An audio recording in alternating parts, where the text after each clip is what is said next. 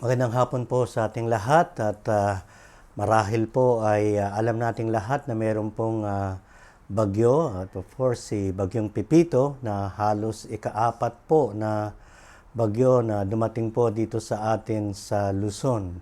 Medyo malapit po sa atin dito sa Calabarzon at sa Metro Manila at ito po ay alam natin na papuntang Aurora. At nung pong nakaraang 3 bagyo ay sa extreme north pumunta, medyo ang ating mga kababayan ay talagang nasalanta at ngayon po ay tayo naman po. At dalangin natin ang pag-iingat ng Panginoon sa atin, lalo na po yung mga kapatiran natin ay medyo talagang tatamaan sila nung mata ng bagyo. Sa atin po medyo konting lihis pero mararamdaman po natin at nararamdaman natin ang hangin at maging ang ulan na ito. Kaya po minabuti natin mga kapatid na dahilan po sa bagyong ito ay ganito po ang ating pakikisama or fellowship ngayong linggo ng hapon at Lord willing po sa Sunday ay tayo po ay magkikita-kitang muli.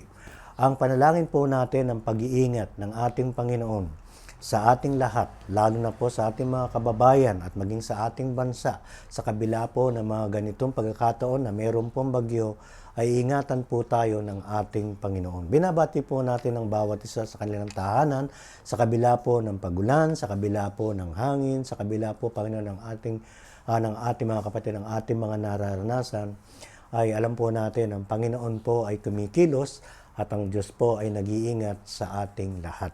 Nawad datnan po tayo ng kanyang mga salita na mayroon po magandang kalusugan at nasa pag-iingat ng ating Panginoon. In fact, nung last Wednesday ay wala po tayong prayer meeting sa ating Zoom sapagkat ang ating pong pamilya ay mayroon pong karamdaman. Si Wyatt po, ako, si Kad, mayroon po kami mga ubo at mas grabe po ang kay Wyatt sapagkat siya po ay hindi lamang ubo, siya po ay mayroong lagnat. At kamakailan po siya po ay nagpa-ultrasound at ngayon po ay siya umiinom ng gamot. Salamat po, medyo okay siya, bagamat meron pong dumadating sa pagkakataon yung kanyang tiyan ay minsan meron pong acid o merong hangin. Kailangan po namin ang inyong panalangin. Kasama po nating dinadalangin ng mga kapatid natin na alam ko po na meron pong karamdaman. Actually po, ngayong hapon ay nais ko pong i-dedicate yung pong panalangin ni Moses, which is yung pong tatalakayin natin, bagamat hindi naman ito kailangan na malalim na pag-aaral, kung hindi ito po ay pagbasa at pagtingin at pagbigay ng konting linaw sa mga talata na panalangin ni Moses nung sila po ay nasa panahon ng ilang or wilderness. Alam po natin ay mga huling taon or huling 40 years ni Moses ay kasama po niya ang Israel at sila po ay napakaraming experience. Lalo na po sa pangunguna ni Moses. At masasabi natin, lahat na yata naranasan niya as far dun sa kanyang leadership at talagang sa biyaya ng ating Panginoon, sa kanyang kalakasan na binibigay sa kanya at maging po sa bayang Israel, ay makikita po natin ang katapatan at kabutihan ng Panginoon sa kanila. Na pwede po nating makita ang prinsipyo, ang karakter, ang kabutihan at karunungan ng ating Panginoon sa atin. In fact, sa kanyang panalangin ay pinakikita po ang kahalagahan ng pagkakilala at pagtitiwala at pagkaalam sa ginagawa ng Diyos sa kanyang mga anak o sa kanyang bayan. Napakahalaga po na hindi lamang po alam natin ang sumamba, ang manalangin at mag-aral ng kanyang mga salita, kung hindi nakikita natin ang Panginoon. Sa kabila ng lahat ng ating karanasan ay gumagawa at kumikilos sa ating buhay at sa ating kalagitnaan, anuman po ang ating nararanasan. Minsan po nakikita natin kung paano ang Diyos kumilos sa buhay natin. Minsan po nakikita natin na ang Diyos kung paano sumagot sa ating mga panalangin. Pero sa marami pagkakataon, minsan nagtatanong tayo. At minsan hindi natin naintindihan at naunawaan kung ang kilos ng Panginoon, yung kanyang kalooban, sapagkat tayo po ay finite at ang Diyos natin ay makapangyarihan at infinite, ganun pa man ang Diyos po ay mayroong kapangyarihan, mayroong kapahamalaan sa buhay natin. Ganito po nagsimula ang mga talata na panalangin po ni Moses. Ito po ay mayroon lamang isang talata hanggang 17 verses po ang mababasa natin. At ang mga ilang talata po ay nais po natin bigyan ng konting emphasis para po sa ating challenge. Bagamat ito po ay nabasa nyo na at nabahagi ko na rin na at nakita at talaga pong napakaganda ng kanyang panalangin at napakaganda ng kanyang sinasabi tungkol sa Diyos at maging sa kanyang karanasan. Tingnan po niyo yung sinabi niya sa verse 1. Ang sabi niya, Lord, you have been our dwelling place in all generations. Doon sa verse 1 pa lang sinasabi niya, Panginoon, kayo po ay ang aming tahanan. Pag sinabing dwelling place, iniisip ko po na yung kanyang tent, yung kanilang lugar doon po sa wilderness. Ang sabi niya, in all generation. Sa maraming generation, sa maraming taon, ang Panginoon ang kanilang naging kanlungan. Masasabi ko po, katulad ko at marami sa atin, matagal na rin ang mga anak ng Diyos. At masasabi natin sa, sa verse na to na, Lord, you have been our dwelling place in all of our generations.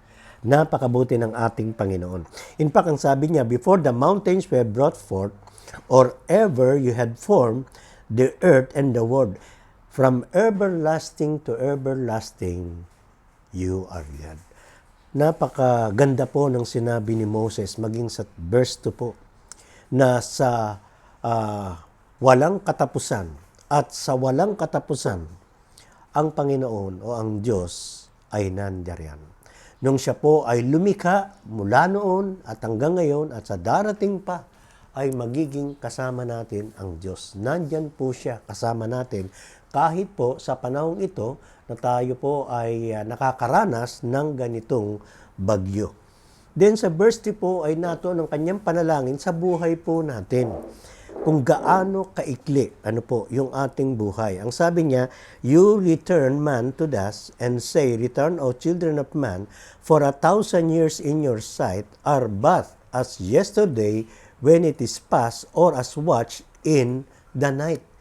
Ang 1,000 taon sa kanyang paningin ay napakabilis lamang po sa ating Diyos. Masasabi po natin, maging ang mga taon natin at maging araw natin, napakabilis. Ganun po nilikha at kinilos ng ating Panginoon. May enjoy po natin ang buhay, pero tandaan po natin, ito po ay mabilis. Tulad po ng isang umaga, isang katanghalian, at pagtapos gabi, at bukas na naman. Kaya kahit po itong bagyo na ating mararanasan, ito rin po ay matatapos. Mamayang gabi o bukas ng umaga, ito po ay dapat dadaan na at magkakaroon na po ng tinatawag na weather improvement. Natin maging bukas. Kaya tayo po ay nagpapasalamat sapagkat lahat ng bagay po ay lumilipas at lahat ng bagay po ay dadaan. Maging ang buhay po natin na mapakabilis.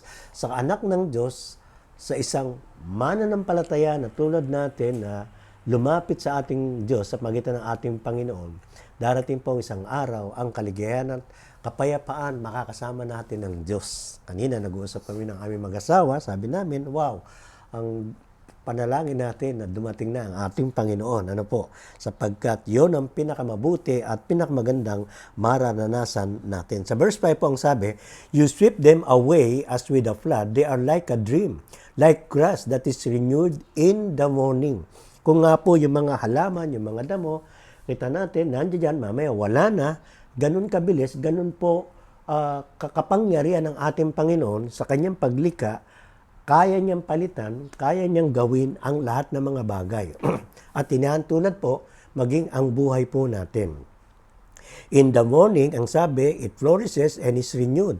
And in the evening, it fades and withers. For we are brought to an end by your anger, by your wrath we are dismayed. You have set our iniquities before you, our secret sins in the light of your presence. In fact, masasabi po ni Moses na lahat ng bagay sa buhay natin ay alam ng Diyos. Maging ang pinakalalim ng ating sikreto, ang ating iniisip, ang ating ginawa, ang ating ginagawa, ang ating gagawin, alam ng Diyos ang lahat. Maging ito ay mabuti man o masama. Bakit? Sapagkat ang Diyos po ay omniscience. Alam niya ang lahat ng bagay. Ang kagandahan po sa ating Panginoon, alam niya ang lahat tungkol sa atin, pero tayo po ay minahal ng Diyos. Ganun po kalaki ang biyaya at pag-ibig ng Diyos sa atin. Kaya nga po, napakaganda na masabi na talagang ma-share natin ang kalaliman at katapatan at kabutihan at pag-ibig ng ating Panginoon, na sa kabila ng lahat ng ating mga kasamaan ay inibig tayo ng Diyos. Sa Romans 5:8, nung tayo po'y makasalanan pa, siya po ay namatay para sa atin at ang kanyang pag-ibig ay pinakita niya para sa atin. For all our days pass away under your wrath, we bring our years to an end like a sire. The year of our life are 70, or even by reason of strength, 80. So, yun po ay span ng buhay natin. Kung 70 or 80, yan po ay halos, masabi natin, medyo dulo na ng konti, pero minsan lumalagpas pa dyan sapagkat yan po ang itinakda ng ating Diyos sa atin. Yan po ay biyaya at kalakasan. Kung tayo po'y malakas, mararanasan natin. Ang dalangin po natin, maging sa ating katandaan, ay nandun yung kapayapaan at kaligayahan at paglilingkod kasama ang ating Panginoon. Who considers the power of your anger and your wrath according to the fear of you? You teach us to number our days that we may get a heart of wisdom. Sa madaling salita, ay magamit po sana natin ang mga taon, ang mga nalalabing taon. Makita natin, magamit natin at maranasan natin yung kaligayahan, kapayapaan, katapatan ng ating Diyos habang siya po ay ating pinaglilingkuran kasama po ang ating mga mahal sa buhay. Madaling salita, tayo po ay umuunlad sa ating pong pananampalataya.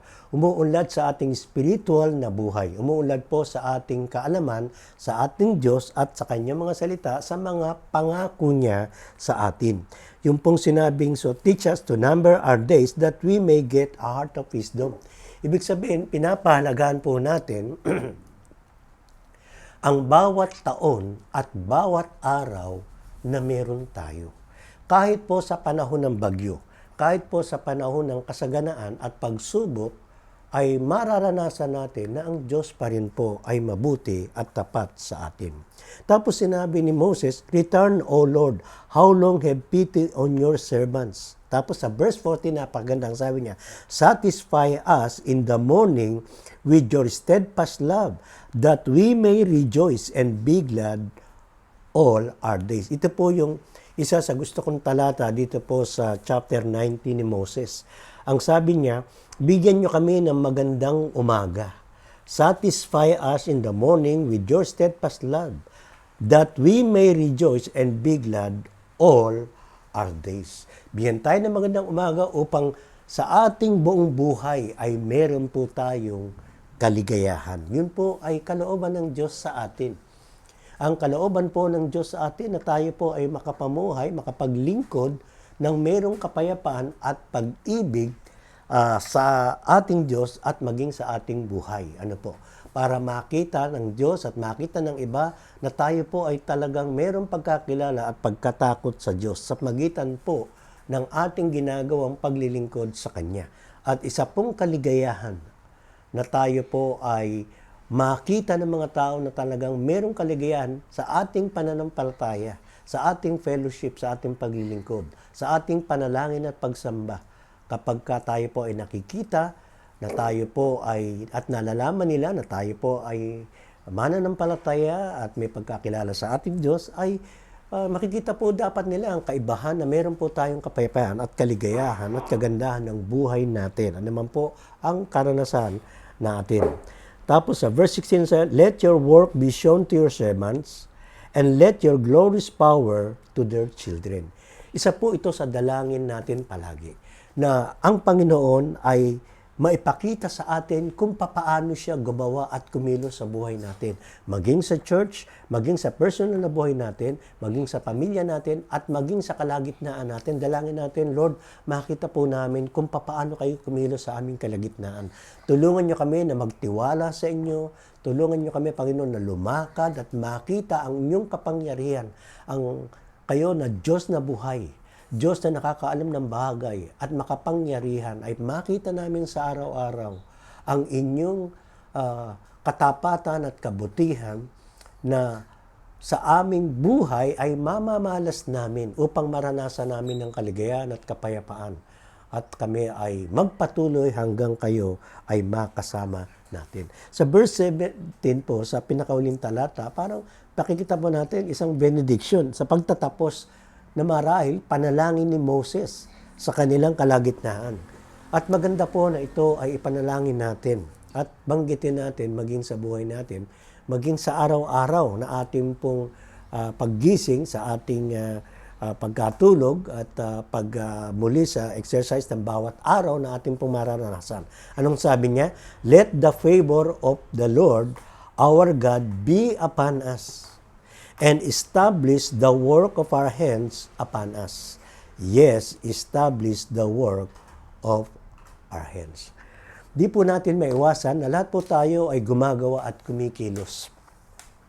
Ay mga kasama natin, nagtatrabaho. Ang iba po ay talagang sobra sa trabaho at talagang sa umaga hanggang hapon, hanggang gabi. Minsan, marahil ang kanilang kinikita ay kulang, kaya sila po ay patuloy na nagtatrabaho. Isang bagay, kapatid, ang masasabi natin, ang Diyos po pagpapalain ka at ingatan ka at bibigyan ka ng kalakasan. Kaya po, ang sabi po, let the favor of the Lord our God be upon us. Yan ang dalangin natin ngayon. No? Na ang pabor at blessing ng Lord ay mapasa atin. Ano man po ang karanasan natin at nakikita natin sa ating paligid. Establish the work of our hands upon us. Yes, establish the work of our hands. Ano man po ang ginagawa natin, whether ito po ay trabaho, whether ito po ay paglilingkod, o kaya pagtulong, ano man po yan, tandaan po natin, ini-establish ng Panginoon ang bawat kilos natin at pagpapalain niya ang lahat ng bagay na ginagawa natin para sa kanyang dakilang pangalan. Kung atin pong i-conclude, masasabi natin, Lord, kayo po ay aming dwelling place. Kayo po ang aming tinitirahan. Kayo po ang aming pinagtitiwalaan. Panginoon, ako po ay dumadalangin at nagpapasalamat at humihiling sa bawat isa sa inyong dakilang kapangyarihan na ang lahat ng mga nakikinig at nanonood nito at makakita nito, Lord, ay inyo pong pagpapalain. Idinadalangin ko po, Panginoon, ang bawat may karamdaman, ang bawat mayroong panalangin, ingatan po ninyo sila. Bigyan niyo po sila ng pabor at blessing, O Lord. Kung meron silang karamdaman, pagagalingin po ninyo. Kung meron silang pangailangan, ipagkakaloob po ninyo. At lalong higit, O Lord, sa maghapong ito at maging sa pagdaan po ng gabi, makita namin ang kinabukasan na mayroong sinag ng araw ng inyong pagpapala, ng inyong kabutihan at pag-iingat sa amin. Ingatan niyo po ang bawat isa po sa amin sa panahon po ng kabagyuhan tulad po ng aming nararanasan ngayon. Mga kapatid, pagpalain po tayo ng lahat ng ating Panginoon. Mag-ingat po tayo. Maraming salamat po. God bless everyone. Pagpalain po kayo ng ating Panginoon.